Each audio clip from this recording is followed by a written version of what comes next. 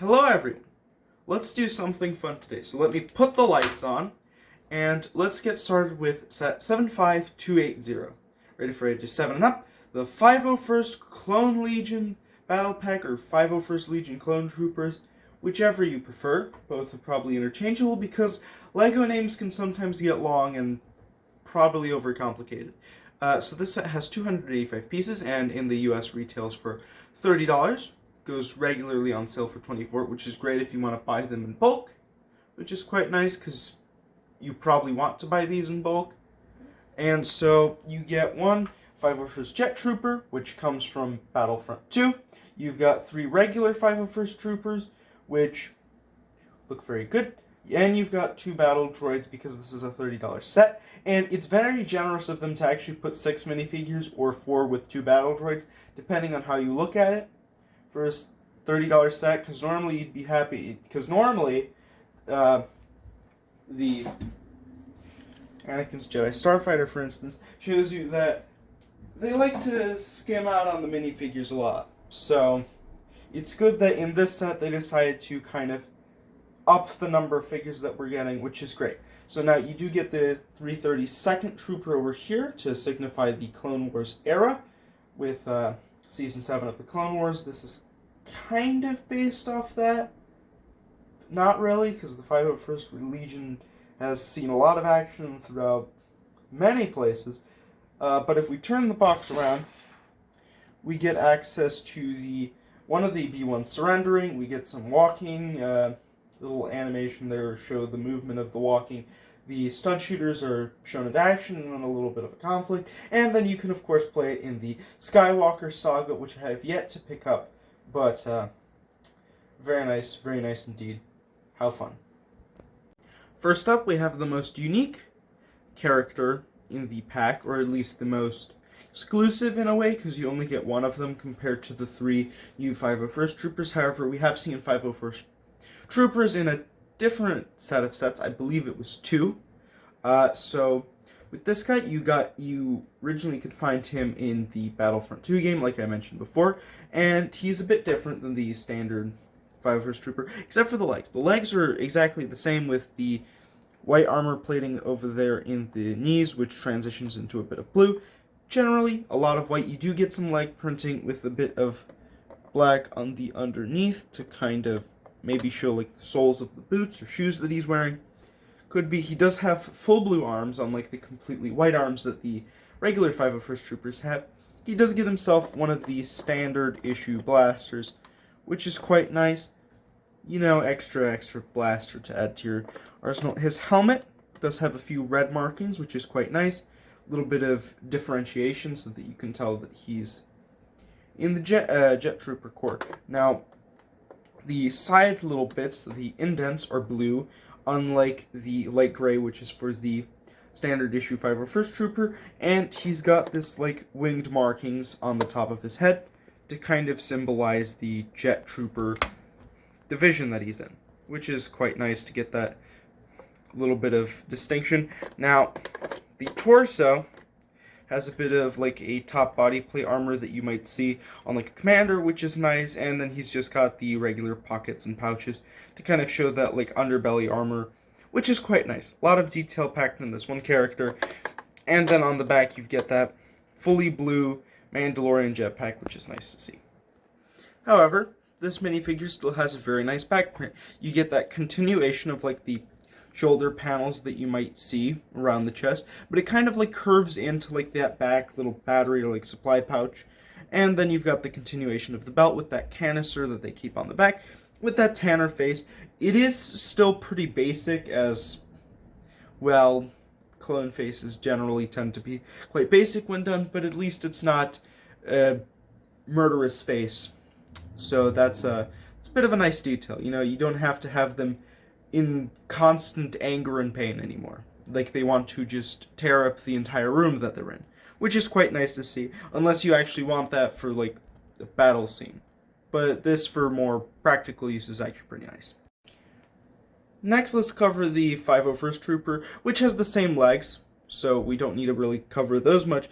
However, the markings here are like you would expect from the Jet Trooper's helmet, where it's kind of like a set of wings. However, this is like a triangle pointing up to his like face markings, which is nice. So you get this like nice little hourglass shape, which is actually quite nice, depending on what you think of it. Kind of provides enough blue without having it drown out the entire character, which is quite nice. You don't really have the arm detailing that they normally would have, which is quite a shame, just plain white arms. But this isn't a original trilogy set, so you can't really expect that much from them, although you should, but they're probably not going to listen to you because they only really spend the big bucks when it comes to original trilogy sets.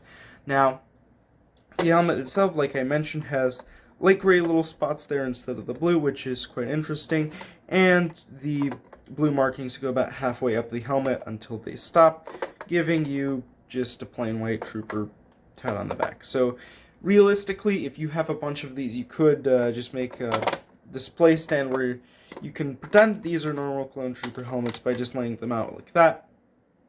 On the back side, pretty useful in some cases maybe, but also quite unfortunate that you can't really tell the distinction from the back.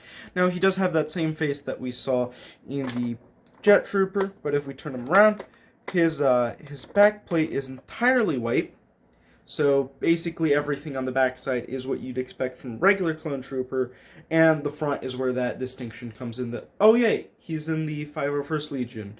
So definitely a bit lackluster on the back. Not to say that the pristine white is bad in any way, because the regular Clone Troopers look great in it, but you'd expect a bit more blue, seeing as this is a 501st Trooper. Now, we also get two standard B1 battle droids, which are nothing too special. They've got their limbs that move. You can fold them up if you want to, take out their weapon, take them out. You can fold them in and have them in lockdown position. You can put their gun in the little stud that's there, and you can have them awaiting orders.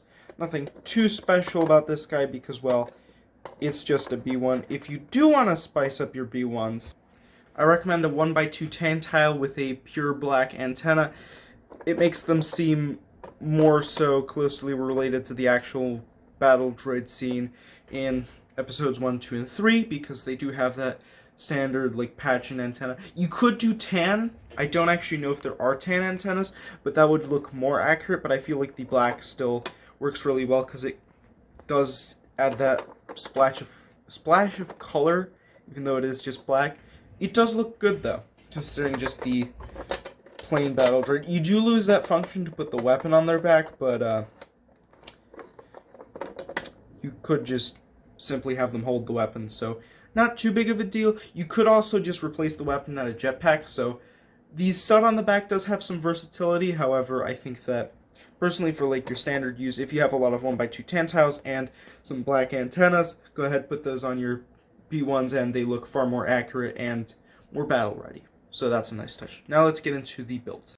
Let's go ahead and discuss the Bark Speeder. Now the Bark Speeder has a lot of stickers, and I will admit that I did mess up the sticker by putting the smaller blue sticker over in the back instead of the front, and then this sticker.